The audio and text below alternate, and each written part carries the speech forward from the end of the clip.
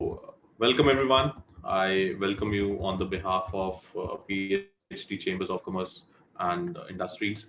Uh, I welcome you on the behalf of 100x VC, Startup Nation, all the partners that have made it possible today to have Shashank Randev with us, who's the founder and VC of 100x VCs. We are extremely grateful to you, Shashank, for sparing your valuable time to Thank be you for with us. inviting me. And I welcome all the startups, industry members, and we are indeed thankful for your presence in today's event.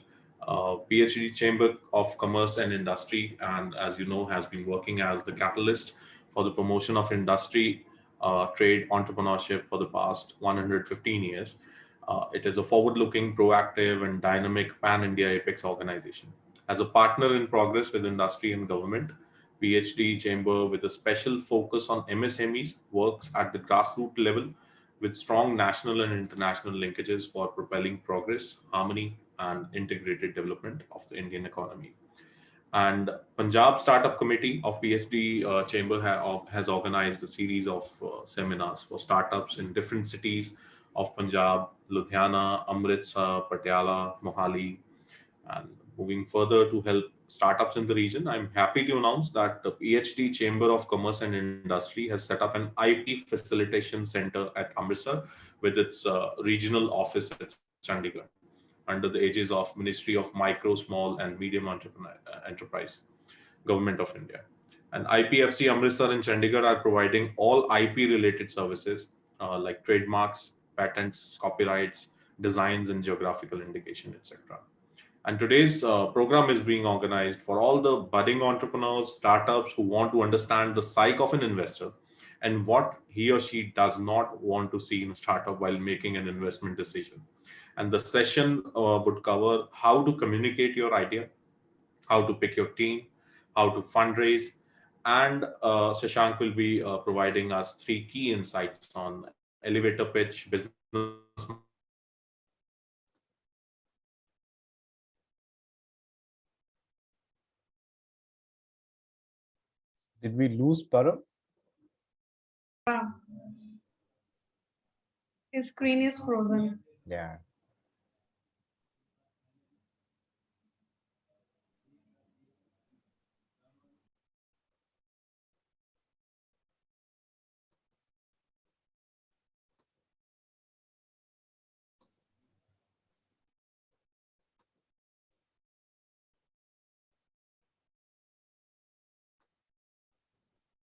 I think there is some network issue.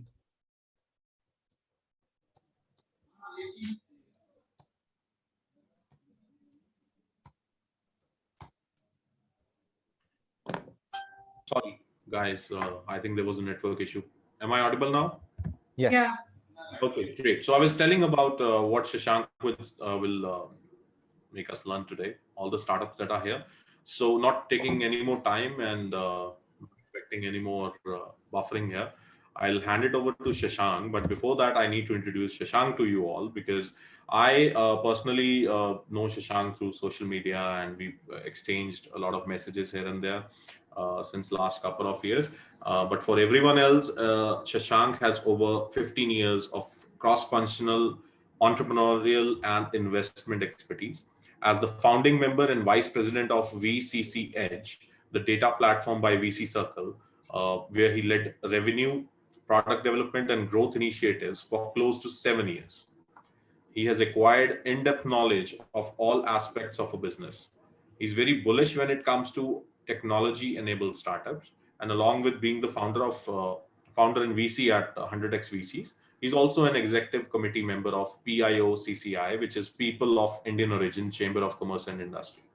He's also an angel investor and advisor with a keen interest in B2B emerging technology startups. He specializes in scaling up startups, accelerators, angel and seed investment, venture capital, global open innovation, M&A, cross-border transactions, and entrepreneurship, which is, I think, a lot of feathers in his hat. And I'm sure, Shashank, your session will be very knowledgeable for all the people. So I hand it over to you, Shashank. Welcome.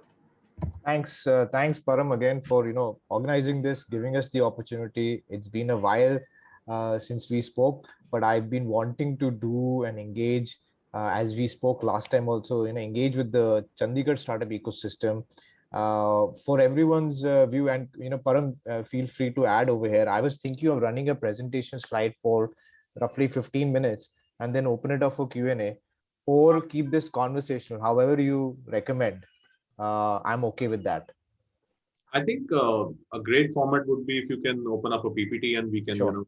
Wonderful. ask questions in between if we are allowed. And I think Wonderful. and Wonderful. I'll Wonderful. also, request everyone, all the participants, to keep shooting your questions in the chat box and question box, so Yeah. that I can, shoot ththose further to Susan. Yes. Feel free to budge in and ask me any questions. My objective of being here is to get to know all the key ecosystem players in Chandigarh. I've been hearing great stories about the Chandigarh ecosystem, and I would love to understand more and how 100x, who's yet to invest. We have one Chandigarh investment portfolio company, but I would like to see a few more coming in. So without further ado, let me share my screen. Thanks for the generous introduction, Param. I come with a background of having spent some time in the ecosystem, and like everybody else, India is witnessing a growth. I'm very fortunate to have witnessed this and be part of it. And we launched our fund in July of 2019, and I'll talk a little more about that, and then address in terms of how we as an early stage fund are looking at investing in portfolio companies and what are we doing. So I hope my screen is visible. Yes. Perfect. Yes, sir. Okay, perfect. So this is some of the numbers might not be accurate, and I'll kind of mention wherever they are not. So what not to do when pitching to a VC. So over the next few slides, I'll give our perspective for the entrepreneurs in terms of how seed investors are looking at companies. So first of all, 100x is the first venture capital fund to invest in early stage companies using a safe instrument, which is deploying capital very soon without allocating equity upfront. We fund exceptional Indian founders, and we are a SEBI registered category 1 fund, which is a alternative investment fund. And over the last 1.5 years and now completing 2 years, we've gone over more than 12,500 pitch decks, shortlisted roughly around 1,500 odd decks. We funded 39 companies as of class 03, but just last week we funded another set of 10 companies. So we are currently at a portfolio size of 49 to 50. A few numbers here and there. Again, these numbers are not up to date, but yes, for our class 01 and class 02, we've raised roughly upwards of 6 million now, and roughly 450 odd jobs created from our portfolio companies.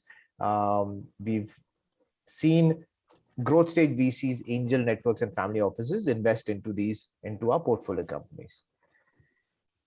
Feel free to reach out to us, drop in your pitch decks at pitch@100x.vc. Our turnaround time is 24 hours, either in a yes or no. If it's a yes, we'll ask you for additional details and kind of take it from there. So it really does take a wise man to learn from his mistakes, but a wiser man to learn from others. And I think this is where our ecosystem is, and this is what is applicable for the upcoming entrepreneurs or seasoned entrepreneurs, again, wanting to set up their own businesses. Now, founders working on an idea which is not easy to explain, or if they're unable to communicate, is a big failure when you're trying to raise your first round from a VC. And these are the next few slides. Some of them might be repetitive, but the objective is to give you a sense of how investors are evaluating early stage companies. So one of the most important things is communication, and how well are you able to communicate your idea. So we've seen a lot of time that the founders are able to, they fail to develop a convincing pitch or a narrative that will attract and persuade investors to fund their idea. They pitch their technology product but not a business, and that's the most common mistake. You built a great product, you built a great IP, but you fall in love with the product and you've not been able to convert it into a business.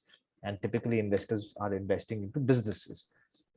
It's a complex idea, though very useful, but has no value to customers or investors if they can't understand it. So this is where it all begins from. Now, everything can be built, but it's not necessary to build everything. And this is one thing which we look out for, is the focus. The biggest failure that happens when tech founders are unable to release the product as they are building it ground up, they do not believe in partnership and overbuild the product. Now, it is evident that when you roll out your custom code, everything takes time and more time than you can afford. So your priorities end up in chaos and you end up wasting a lot of time. So the point I'm trying to make over here is that if you attempt to build an e-commerce portal like Amazon in today's time, you will not succeed. But if you intend to build an e-commerce portal with a focus on arthritis patients and selling products which are catering to arthritis patient, and if the arthritis patient market, as an hypothetical example, is a wide market, then there is a use case for a investor to kind of look into it, because it's a very vertical format, right? So and you can choose to have multiple lines of products, but in the beginning you need to create a market where you win and you succeed, and hence that focus, the razor sharp focus, is something which the investors look for. A startup founder hired people on their track record and do not not necessarily for their potential. So one mistake which we've seen is the mistake startup founders do is to hire people with credentials. Bhai ki wo 10-12 saal kaam kar raha hai, and this guy is I think the right person to hire, as opposed to a guy who can actually get the job done. For instance, a coder you require a coder to type out a code for your product, can be hired fresh out of college as well. What happens with people with experience in very early stages, if they're not co-founders, then these people expect higher salaries. People come with baggage of entitlement, commitment, expectations, and way of doing things at work. For early stage startup companies, every hire can make or break the future. So very, very critical point. Being successful in raising too much money early. A lot of founders have been successful in raising money which they had not envisioned that they would have raised. Now, too much money is like having too much time. Founders lose focus because there is no sense of urgency. The paisa hai, product kabhi bhi banao, kabhi bhi roll out kar do, which is again a wrong mindset, because if you raised money, you're actually liable to return that money to the investors, right? So that mindset is a problem sometimes. So they end up building a plan to spend and not to build a business, which is very, very important point over here. Too much capital at the seed stage changes the startup's mindset in unhelpful ways. So you really need to know how much money you want for the next 12 months, 24 months. And we as investors like to see that vision, your go-to-market strategy, your product development costs for the next 12 months, and your projections for the next 12 to 24 months. Now, shortage of capital in early stage forces a startup to make hard choices. So then you will be focused कि भाई 4 product नहीं बनाने, मुझे एक ही बनाना है, इसी में हम लोग let's try and capture a specific market, and that actually attracts investors, because you have a focus on building one vertical or one category of product. Building products that no one wants. This is a time. This is a challenge which has been there quite some time. You're building out something which possibly is not required by customers, or not required, or is maybe before time. Either way, and all founders have a hypothesis that they're solving a big problem, and go all in basis on initial evidence found with anecdotal success. Now, it puts you on the wrong track. You will end up building products with no specific target users in mind, which is very, very dangerous. So the product they have built solves no one's problem. So make sure you've mapped out your total addressable market over the next 5 years. With the advent of cheap data, OTT, and all these new changes which are happening, and obviously now considering COVID, how is the customer's behavior is changing. So you have to keep the customer, user, buyer, clients in mind from a next 5-year horizon, and not what has happened in the last 5 years. Now, despite the fact that we are Indians, and majority of us come from middle class family backgrounds, we frugality is something which is inherent in our family culture. हमारी दादी नानी सबने हमको ये समझाया हुआ है. लेकिन it is so surprising कि in this culture of कि हाँ भाई startup बन रही है, fund हो रही है, फला फला, हम अपना basic cultural frugality nature भूल जाते हैं. And hence it is very important to iterate that founders need to respect money and need to understand frugality, because it is in our nature. So you should be able to control your expenses, control your budgets, right? And I think the best communities have developed with this mindset. Marwaris, Sindhis, Gujaratis, Punjabis, a lot of successful business people have built businesses. So we've got a history of that as well. So with the whole coolness of VC and startup and funding, people just forget कि पैसा बचाना भी है और ध्यान से use करना है, which is a point I like to drive home, that these founders have little or no understanding of finance, cash flows, and prudent use of funds, which is a mindset you need to develop. If you are starting a startup, you are starting a startup because you might be a marketing specialist, but now you have to be a finance specialist, you have to be a product specialist, you have to be an operations specialist. Now you might not all be all of it, but you cannot say कि भाई मुझे finance समझ नहीं आता तो मैंने तो outsource कर दिया. That is not an answer, because you are the one who's driving the company. So very, very important. They spend recklessly on fancy office setups, customer acquisition, parties, promotions, advertising, branding, and doing additional hires. Karna chahiye, but when you become Series A, Series B, in your first round, focus on what creates the stickiness of your offering, product, solution, kitne users, 10 customer, 20 customer, month on month growth. These are the things which matter the most in the first days of your startup. Promotions, office setup, ये सब खैर COVID के अंदर तो I think यार everybody is working from home. So surprisingly, I still see ideas where they're saying yeah, we're going to use 30% for our office setup. Like, you have to be ridiculously foolish to kind of be looking at that. So these are realities of the ecosystem.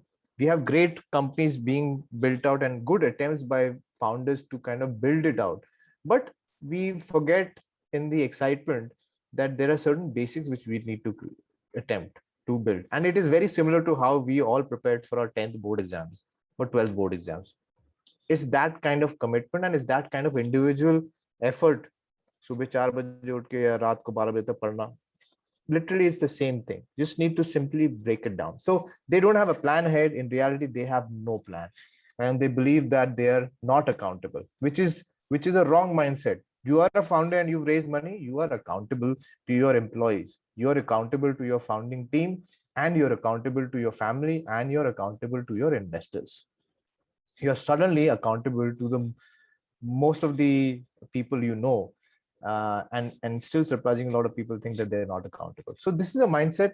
Frugality is in our culture, in the Indian mindset. It is not very difficult to harness this process. So this is something which investors want, and entrepreneurs and founders can do as well. Now, getting a large contract, a big customer early on. We've seen a bunch of times where you built out, let's say as an example, a SaaS company, a product bana diya aapne, and you've gotten one big IT company as an example, and the startup typically gets choked serving this big customer. The more bigger the customer or the contract, the more time it will take to develop and deliver the product. At an early stage startup, you tend to customize your product and services to the big customer. It equally creates financial dependency. What this means is the choice needs to be made at your end. Do you want to serve that one large customer in your early days and feel proud ki haan bhai mere paas, let's say as an example, I have managed to get a 5 lakh per quarter kind of a customer, or maybe 50 lakh per quarter kind of a customer, or I'm good to go yaar, matlab to 50 lakhs per quarter aa raha hai to aur kya chahiye. This should create a good thing. Or you have the opportunity to chase and get 10 customers for the value of 10 lakh rupees or 5 lakh rupees. Which will you chase? Or even for that matter, 1 lakh or 2 lakh. The decision over here is to go after more customers. Because, you know, if you're dependent on one large contract by one big customer, there are two challenges with that. One is you tend to focus on whatever the product, whatever the company wants, because you're dependent on that. You've not put in the effort of going to the other customers. And the second is whatever you built out as a vision. If you keep customizing as per the requirement of the customer, you will never be able to build, scale your product to what you had thought it would be. If you have more customers and they're using a standard product, then there is a reason why your product is useful, because it is being used by 10 customers or 15 customers, and not everybody is asking you to change it. Very, very important point and a very difficult decision to take in the initial days, but nonetheless a decision to be made.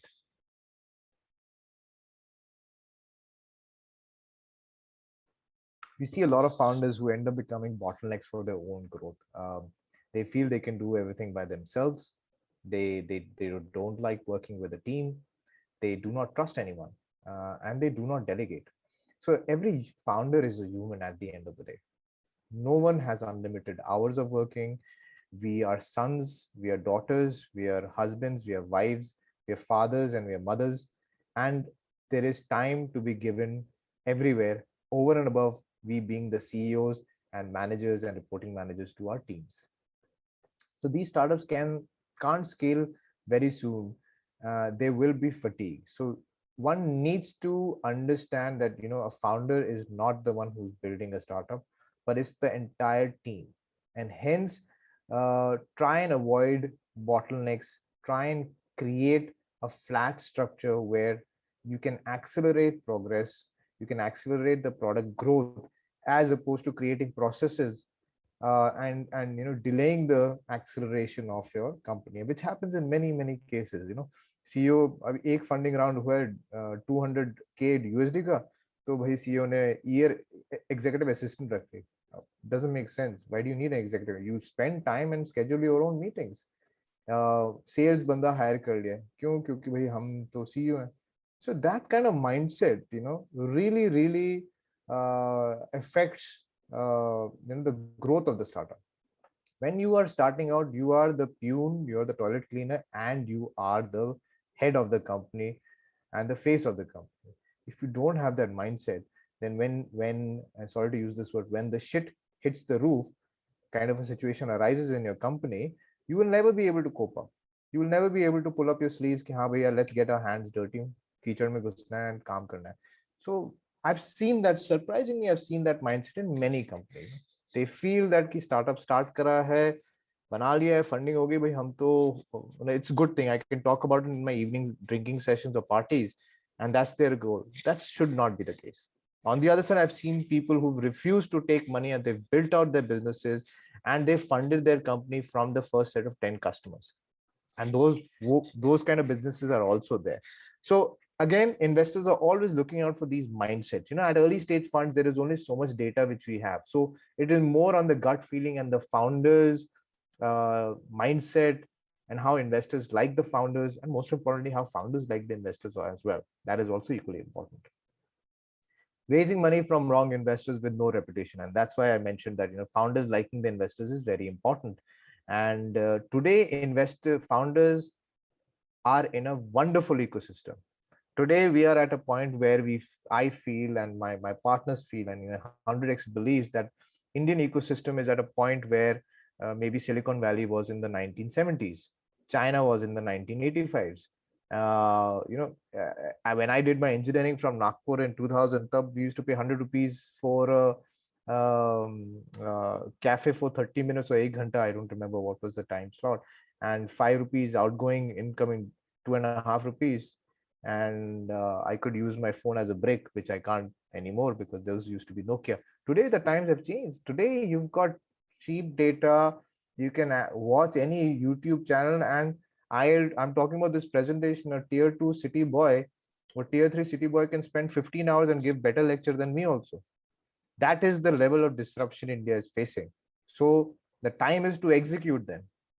Time is to build out things, and hence the time is also where you can interact with a lot of investors, and there are multiple investors. So you need to be sure that you should be equally confident which investors you're raising from. So it's tough to raise capital, but it is more lethal if you end up raising capital from toxic investors. By toxic investors, I mean they should be appreciative of the startup investment asset class. They cannot treat it as a real estate investment. They cannot treat it as a stock market investment, right? You need the incoming investors should be appreciative of the risks and the time taken to roll out the product, and also most importantly should complement the founder skill in terms of helping them expand to the market and not just being a passive investor. So early stage ideas are, and if they're always fragile, they need lots of nurturing. So if founders chase money blindly without understanding of the background, culture, and intentions of the investors, it is bound to fail. Your selection of your first lead investor is critical decision, which should be taken on investor pedigree and not to be taken based on the investment amount. Your chacha taya or your cousin, uncle's wife's brother is a real estate developer, has the capacity to invest 1 crore as opposed to one small VC fund which is wanting to invest, let's say 75 lakhs. Which will you take? So you take money not for the money, you take money also because the VC can open networks, help you grow month on month with their client access. All these things matter a lot, and hence the onus lies today on the founders to do their research and study which investor they want to raise money from.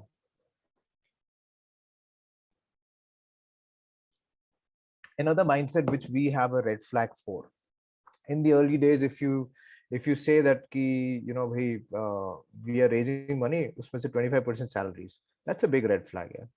Yeah, you're building, founders should be looking at generating if you're looking at generating income and not wealth, then that's a problem. You're building wealth, and that wealth can only be built out if your product is being sold in the market and the value of your company is increasing and you have equity in that company. Hence inherently the equity is gaining value.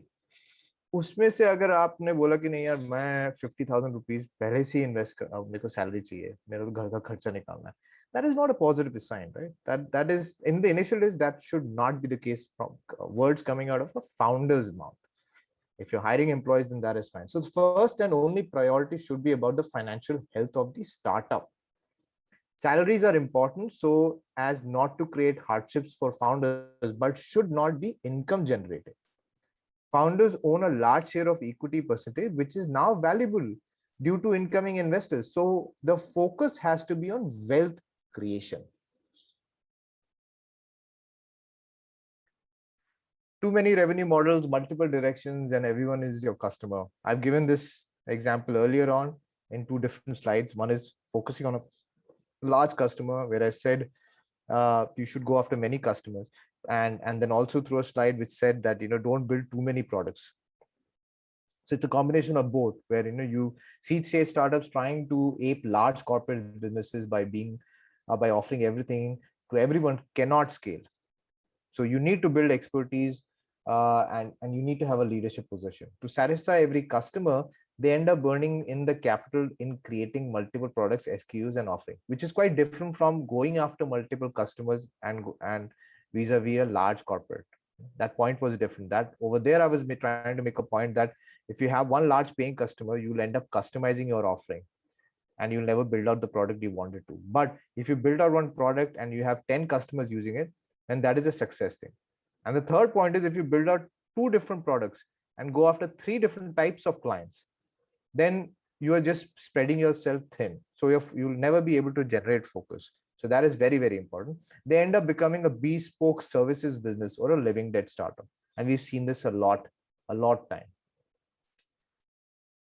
Again, this comes from the slide of frugality. They throw away money on buying technology and people for building a world-class product. So, again, plan, be it free or paid, does not matter at an early stage. If there is no customer validation for the MVP, which is minimal viable product, the capital invested is a write-off. Many founders, to keep investors happy, validate the minimal viable product from investors is also planning for failure. So you need to validate your product not from an investor's mindset, but from a user's mindset. हम तो कुछ भी feedback दे देते हैं, but we are not your users. Your users are your customers, and if you're able to build a product where you have a sense or a pulse of your customers' feedback, is a good indicator for the investor, and hence we'll be excited to invest in you. And this again is something which you learn with experience. There are cost and pricing issues, weak business model, and me too offerings. So whenever you're doing something, the brightest of the idea will fail if there is no visible plan to make money or a monetization model. The so-called cool, unique, or noble idea out to change the world cannot survive by having perpetual losses with the use of venture capital. There has to be a visible path to profitability. And again, if you're building out just another business model which is out there in the market, there's likelihood that you won't get funded. So you need to have a moat, you need to have an IP or something which creates a barrier to entry for the other entrants who are trying to build out. Some startups do not have an unfair advantage. They are either copycats or of big existing businesses with no unique value proposition or no direction to become a leader. These startups will end up becoming a lifestyle business and fail because they can't fight competition. And those are the businesses which venture capitalists will not fund, because venture capitalists will only fund high growth, hockey stick growth companies, because that's where they'll make the profits. This is, I think, by far the most important slide, which is not careful with their equity allocation at seed stage. And we've seen many companies who have failed because they've diluted so much of their equity upfront that by the time they're ready to raise the next round, they've diluted so much that nobody will fund them, right? And so you need to be very careful, and the situation has improved now over the last 5 years, where founders have become smart. Founders have started educating themselves via online courses, but they still need to understand that allocating equity is the most expensive thing you can let go of in your company. Startup founders are vulnerable in early stage and end up doing doling out large chunks of double-digit free consultants advisory equity without understanding the importance of cap table. These equity granted without vesting or without any understanding of buyback options is very dangerous. Seeing the cap table with heavy dilution drives away venture capital, because kya hota hai ki if you've allocated equity up front, I am pegging your valuation, then I'm judging you on the performance. If you diluted equity and you don't have any month-on-month growth, then it's a function of waiting to get to see how you perform over the next 2-3 years, and then we'll decide to raise. So it's not the way to kind of start out businesses. Compensation by equity is the costliest way of financing your business. Okay, so again, a few pointers as ending remarks. Like anything else, practice makes perfect. Remember, how you say it is just as important as what you say. Always have your elevator pitch in mind. Convert your product to business. I'd already pushed upon this topic to this point. So I've built, for example, I've built a 128-bit encryption. What does that mean? So what? The security is unbreakable. Okay, so what? It can transfer valuable credit card data safely without theft. So that drives interest. Tell us about the use case and not how it works, because the use case will define the business. How it works is your passion towards the product, which is good, but not good for the investor because they want to invest in a business. Every time founders talk and what VCs hear, you will be talking about market size, solution, and we'll be hearing, is there money to be made? You're talking about solution, team, execution. We are thinking about, are these people who can make us money? And if you're talking about financial projections and exit, we are thinking, how much money can I make? Can the venture capital make? This is simple, right? Because at the end of the day, venture capital is a business. We want to invest in high growth companies where if we've invested, we can get multiple times the returns. It's as simple as that. And and we like to work with the founders, help them grow, whether it's from a business expansion, whether it's geography expansion through our networks. And that's what it is, right? So every time you're pitching, we are looking at the growth of the company and how can the incoming investor add value on that aspect. With that, I come to the end. At 100x.vc, we have a very specific thesis. We are very sector agnostic. We invest in companies either at minimal viable product, proof of concept, or early traction. We're typically the first check into our portfolio companies, work very, very closely with incubation centers, accelerators, and we look at founding team. We look at the market size opportunity. We look at business model strength, unfair advantage, and moat which the company can offer, and obviously, our conviction of making a minimum 20x return, which is, which is what we wish to do. We've done 50 investments so far. We are yet to take an exit because we just started. It's been 1.5 years. We're just closing 2 years now. And this is an old slide. Sorry, my apologies. I should have kind of amended this, but class 04 is closed. We've already deployed and invested in. We're currently evaluating for class 05. In class 01, we've invested in health tech, fintech, ed tech. In class 02, we invested in wellness, marketplace, clean tech. In class 03, we invested in SaaS, vertical commerce, deep tech. And class 04, we've already invested in companies, and now we're looking at class 05. We invest through ISIF, which is India's simple agreement for future equity. Hence, we do not take equity upfront, and hence we don't value the company upfront. We try and close transaction within 20 days and wire the money into the founder's account. Again, feel free to reach out to us with your ideas, your pitch decks at pitch@100x.vc, and happy to kind of evaluate them and share our feedback. So with that, I come to an end, Param, but very happy to kind of take up the questions and anything which comes to the mind from the audience. Sure. Thank you so much, Shashank. I think that was very candid and upfront of you to discuss the intricacies of how VCs look at a fund or a startup. So I have this question coming up. You said the Indian ecosystem is kind of turning mature with more and more startups coming up from tier 2 and tier 3 cities now. But we've always seen this difference sitting in Chandigarh about, startups being funded, quite often in tier 1 than tier 2 or a city like Chandigarh. So what is it that, a tier 2 city does differently than a tier 1? What are those exact, classifications for a tier 2 city that you look into before investing? Or is there something like it? So actually, in our mind, there is no difference between a tier 1, tier 2, tier 3. I think in today's time, particularly during COVID and post-COVID, founders can build out great businesses out of anywhere. As I mentioned, we've invested in a bunch of companies.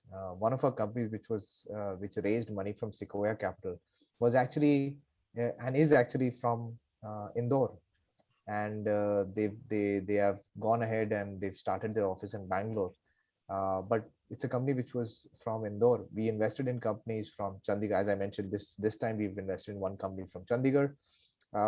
We've invested in a couple of companies from Cochin, Bhopal, and we will continue to do that. Now, the difference which I'm seeing is that I think during COVID, what has happened is a lot of people moved out of tier 1 cities, and because of cost infrastructure, office, and they've been able to move to tier 2 cities, and they've been able to replicate the model with sitting out of any city right now if they're building out SaaS businesses or any kind of business. So I don't see a reason why tier 2 startups should be ignored.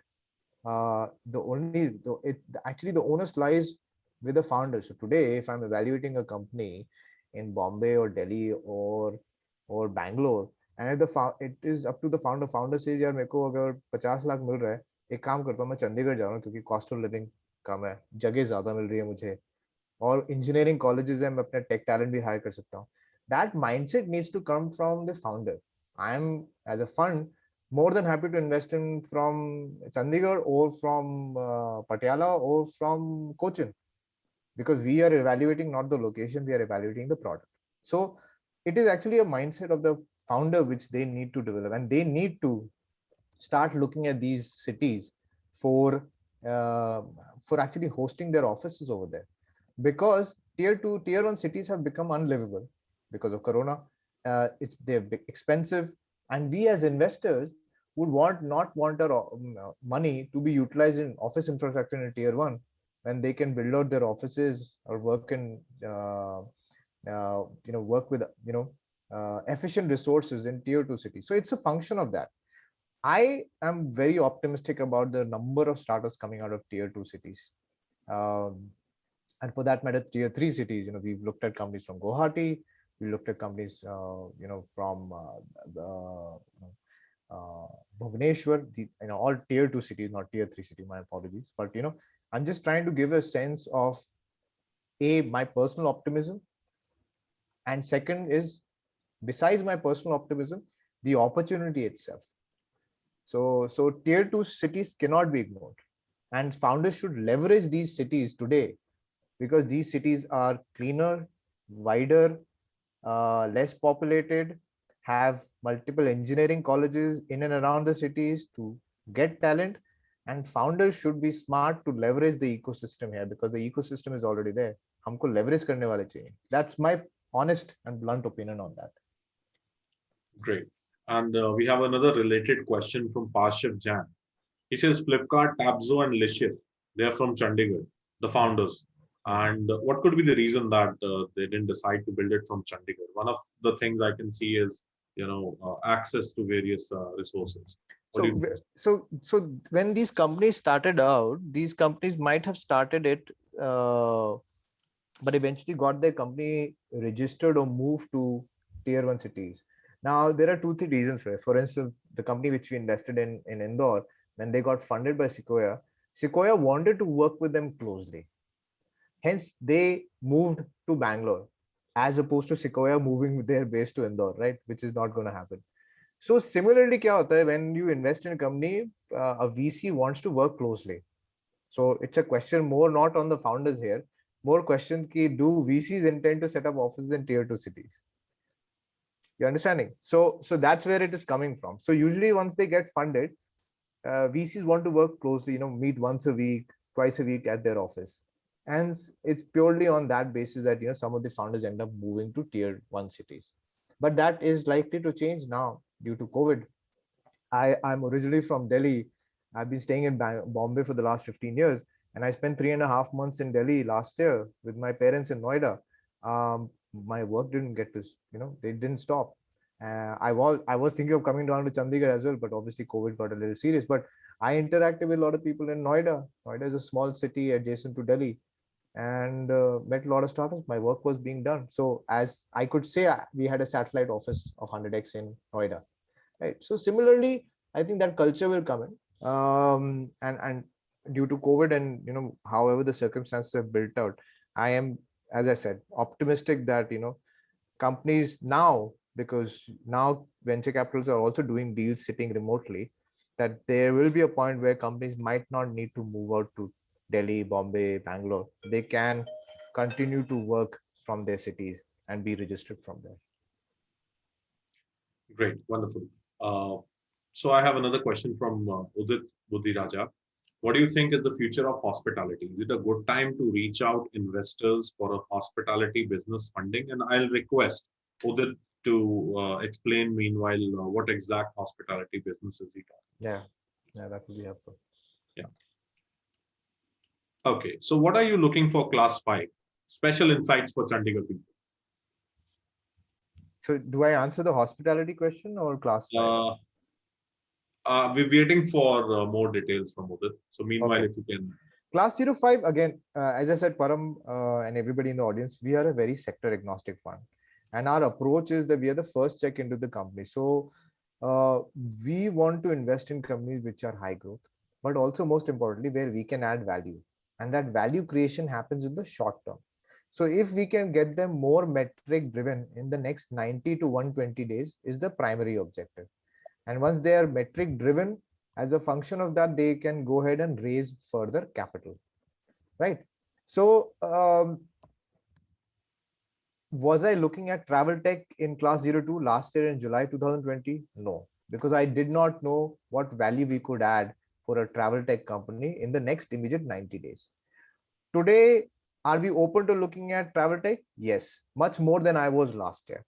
So similarly, we are open to any sector. Whenever we are looking at any sector or company, our core objective is what value creation can happen in the immediate 90 to 120 days. And hence, from that perspective, we're very open to any kind of sector. Great. I hope this answers your question. Okay. So next we have Sahil Kumar Sharma from UI AMS Punjab University. The first question is very wide. What is the minimum amount needed for startups? But I'll get to the second question first. What is the relationship between venture capital and risk management? Which is again very wide, but if you can throw some light on it. So I think venture capital is somewhat like a risk management because it's a risky risky capital as well as risky investment in risky businesses. Everything is a risk over here. But risk management is a term which is also used in banking, mutual funds. When you're doing a lot of underwriting and when you're doing NBFC engagements or mutual fund engagements, and typically the role of risk management professional has risen from that domain and spectrum. And venture capital category also is a risk business where you're investing in risky assets because you don't know how they will perform. So I think that's the comparison. You have to be as venture capitalists, we have to be cognizant about which businesses we invest in.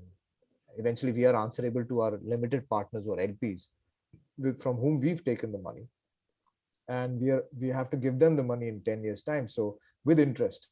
So it's a business where we need to work very closely with companies, and the risk is too high, so there is a level of risk management where we need to kind of double down and put in more effort in companies which we feel that are going to perform and possibly become unicornish levels. So that's my answer to that. Again, it's a very broad question. Risk management covers a lot of industries and lot of sectors. Great. I have Mr. J.K. Sharma who wants to answer something. But before that, Udit has specified what business he was talking about. It was a cafe business, to be more specific, which caters to a co-working space. And yes, personally, myself as well, I really want to know what is the future of co-working spaces in terms of VC investments. It's a good question, and on the co-working bit, so cafe business again. Cafe business is something. These are good businesses. Food is never going to go out of business. COVID or non-COVID, people love to eat. I'm a Punjabi, so I love to eat as well. It doesn't show on my body, but I do love to eat. So food is an industry which will never go out of business. That being said, is it a business which is going to be funded by venture capital funds? Not sure. Really depends on which type of fund you are. So there are funds who've invested in restaurants like Suzette, which is a chain in Bombay. Obviously, they suffered losses during COVID. So now every investor, even the ones who are focused on cafe or hotel or restaurant businesses, will look at businesses with a pinch of salt. So what would be interesting is businesses like Zomatos and Swiggy's, which are aggregators and kind of building a tool for food tech, is something which investors are looking at. We are also looking at out there kind of food technology companies which are building vegetable meat, as opposed to those alternative meat products. That space is picking up. A hardcore cafe is something which a typical VC will not look at right now.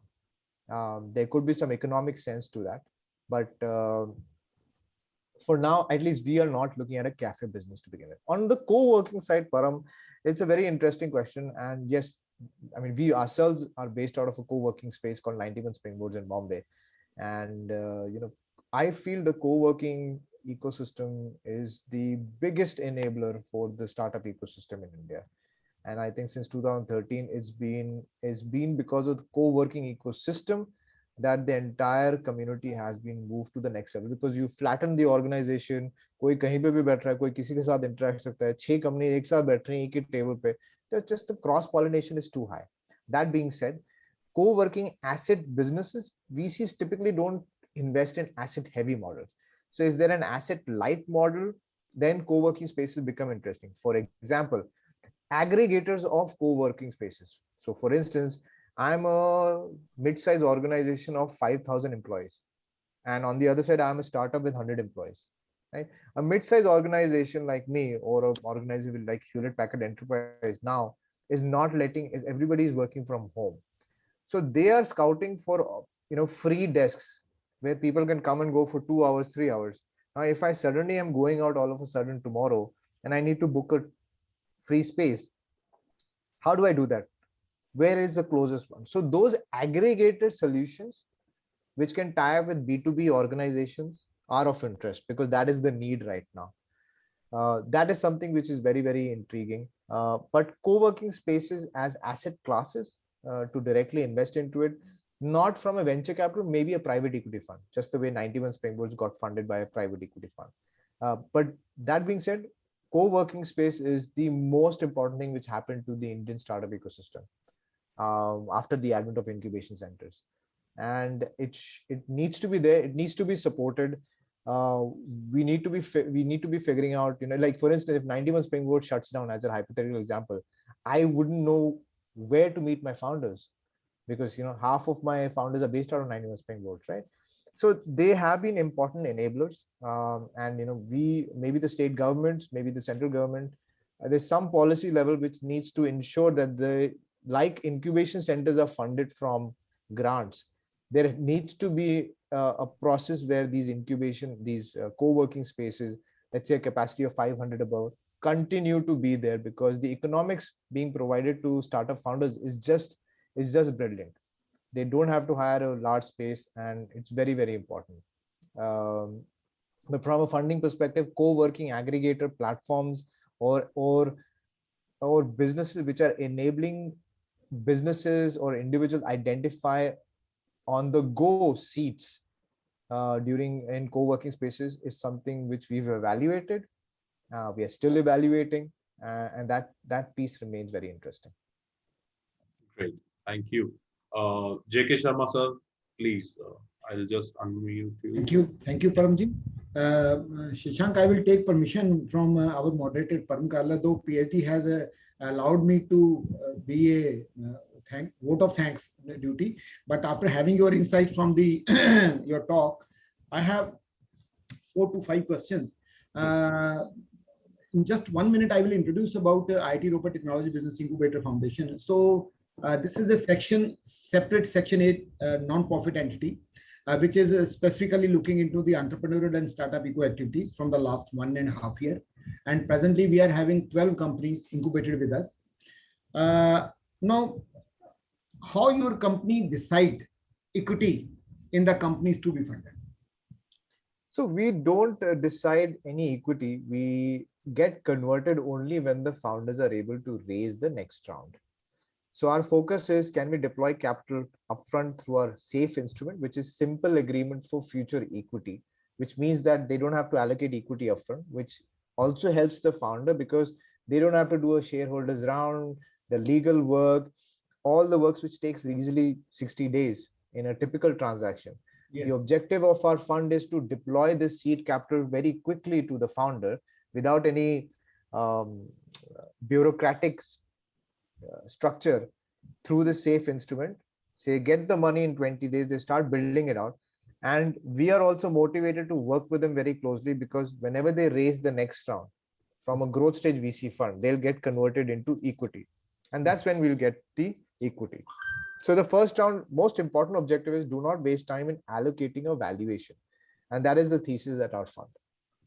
So in that case, the first round funding, which is being funded by your company, don't you think that it is unsafe? It's very risky for us. That's why we are taking the risk of backing these ideas at a very early stage without taking equity upfront. And that's the risk which we are taking. But we've been successful in helping these companies build out and they've been able to raise money from Sequoia, Chirate, multiple VC funds in India, angels and family offices. So the model has been validated, and we would want to build an ecosystem where we believe in the founder first. So yes, if we make 100 investments, maybe 10, 15 will fail, or maybe 50 will fail, and our money will go down the drain. But there will be 40 companies which will survive, do well. And out of those 40, maybe 10 will be super, which will give us 20x. And out of those 20, two might end up becoming unicorn. That's the objective. So we don't mind, because the objective over here is to increase the probability of success for startups. That model is what we're trying to build up. In that, you will see some failures because of this, because we're not taking equity. There are no rights we take in the companies. There is no board seats we take in the company. If the company shuts down, it's a write-off from our end. But that's the model we want to build out, because the objective is to be a discovery fund where we are able to build out or provide fundable companies to growth stage VC funds so that they can fund. And the number of growth stage companies continue to keep coming out of the ecosystem. So in that point of view, it means the first round valuation of the idea seems to be very, very critical. In fact, on the contrary, not. That's what we're trying to say, that you do not need to value the idea at the beginning. You need to build out the product, and you need to focus on that. Hence, when we give the money, we're not assigning a valuation. The objective is, आप जब तक अपना product नहीं बनाएंगे, जब तक उसका stickiness create नहीं होगा, जब तक customers नहीं आएंगे, तब तक आप value कैसे assign कर सकते हैं? नहीं, I'm talking about the evaluation of the idea, the technical evaluation. That is what I'm saying.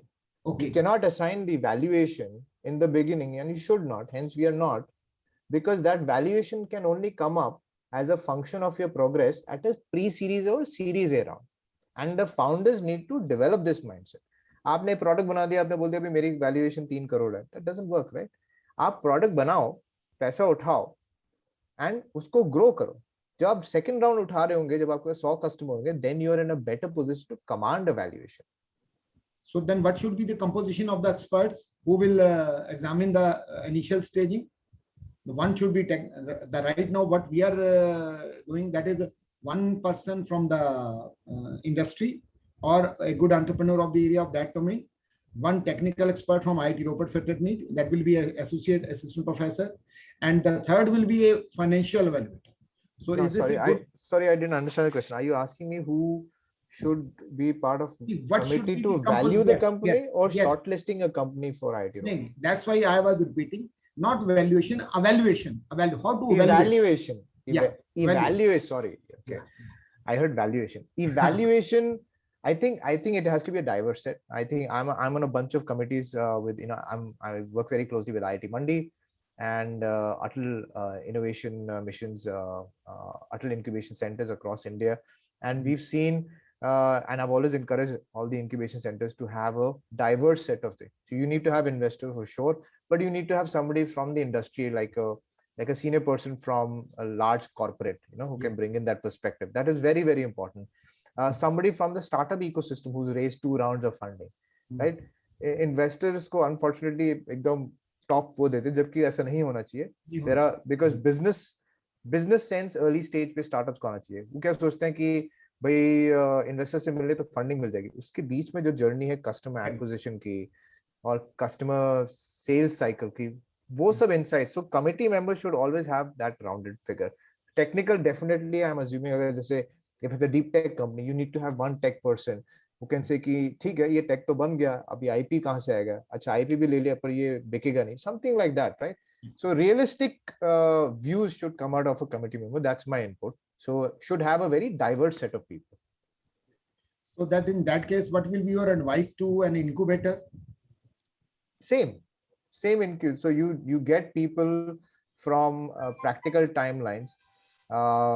So for instance, I know Saurabh Mittal, who's been advising IIT Mandi, and he was the vice president at Fractal Analytics, right? I know people who are part of Kerala Startup Mission, who've built out businesses in the Middle East and in Bangalore, right? So your committee members should have people who are definitely part of the ecosystem, part of the corporate, and then obviously part of the founder community who raised at least 2 rounds.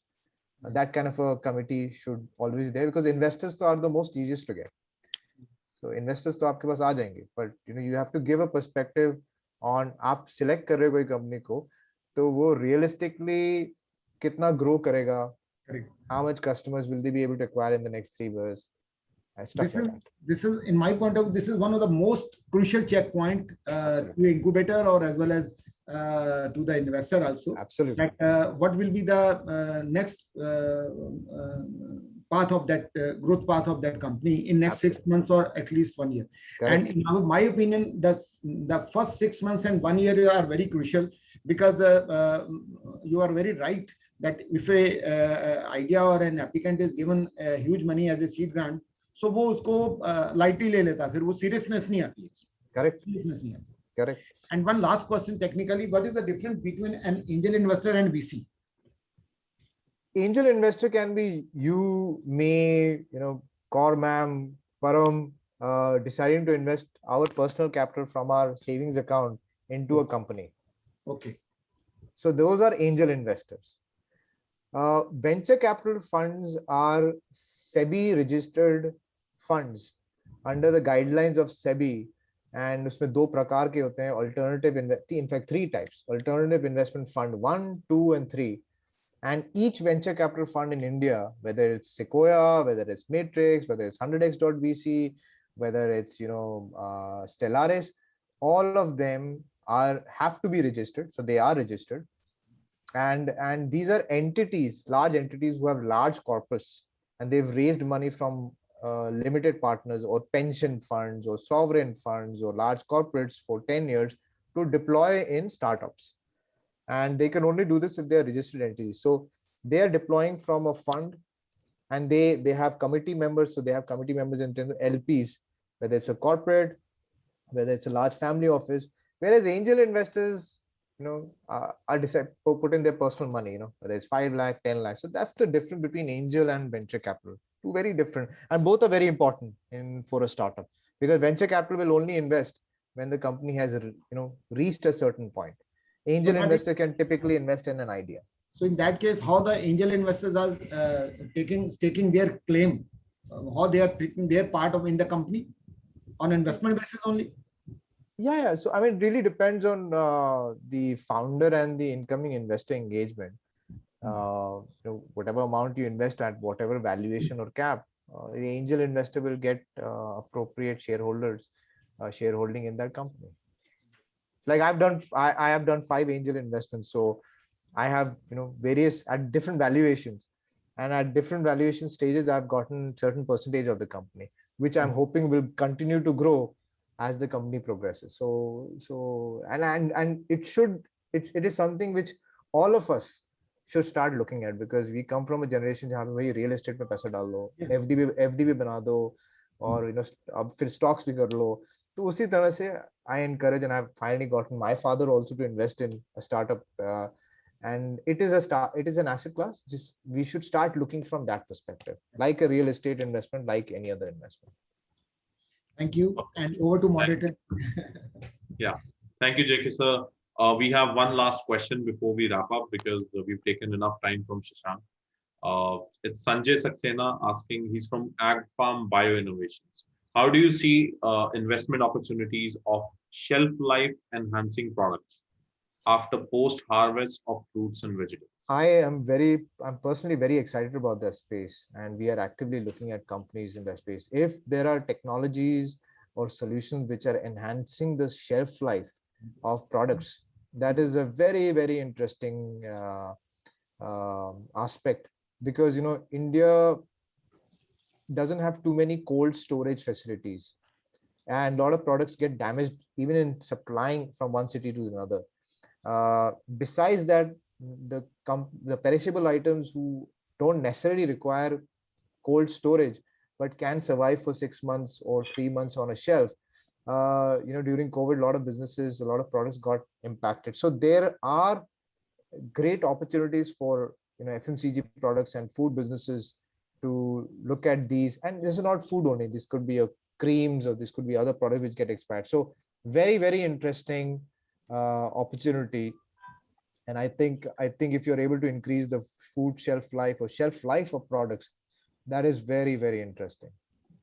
Yes, he's added to it. He says 7 to 21 days of shelf life, 7 to 21 days of shelf life, and he's got it patented, and it does not require cold storage. Happy to evaluate, more than happy to learn about what they've done and happy to evaluate it. Great. I'll suggest Sanjay to get in touch with 100x VC on the email ID provided, and I'll also request Shashank to drop in the email ID once in the chat. Yeah. And yeah, thank you so much. I think it was a great session. We have a lot more questions coming up, but I think we'll have to wrap it here. And if anyone wants to get in touch for more questions, you can ping me or Ramneet or Shashank on 100x VC as well. And I'll hand it over to JK sir. Thank you, Shashank. Thank you, Param. So it was thank you, Paramji, and thank you, Ramneetji. Shashank, really, it was an eye-opener and a wonderful session on the venture capitalist funding side. We are almost attending the sessions on how to pitch an idea, how to so and so. Param is also from he's our chairman on the startup committee. I am on the education committee. But really, what was my first insight that a venture VC's check is the wing which a startup or an incubator is required. So it was a wonderful insight, and I'm thankful to PhD Chamber for arranging such an insightful session. Thank to Paramji for moderating this session. Thank to Ma'am Ramneet, Ma'am Madhu Pilleji, and last all the industry associate members and the startup incubators, those who have attended to this session, for sparing their time to attend Shashank's session, and will request Shashankji to be in touch with us, and we will very soon invite you first of all online, and then we will aiming to be in person at IIT Ropar. Thank you very much. Thank you all for inviting me. Param, thank you again for spearheading this. Looking forward to meeting you and everybody else soon. And hoping that the COVID situation subsides. It's been a while since we've interacted physically. बहुत हो गए online वाले sessions, so Exactly. really excited to kind of meet you guys now. Thank you once again for inviting me. Thank you so much, Shashank. Thank you all the participants, universities, and all the organizations who are here today. And it was a wonderful session. And we'd love to see you anytime soon, Shashank. And definitely, I too love physical meetings more than this box we keep staring at. So let's hope things get back to normal, and we'll love to have you here in Chandigarh. And I think Shashank has revealed that he's from Punjab, or he's a Punjabi and love food. Yes, I'm from Amritsar originally. Oh, then you are from my city. You being Punjabi doesn't show on your body, but we make sure we at least make you more like Punjabis once you're here in Chandigarh. Done. Thank you so much. Chaliye, thank you so much. Bye. Thank you all. Thank you. Thank you, Ramneetji. Okay, sir. Bye-bye.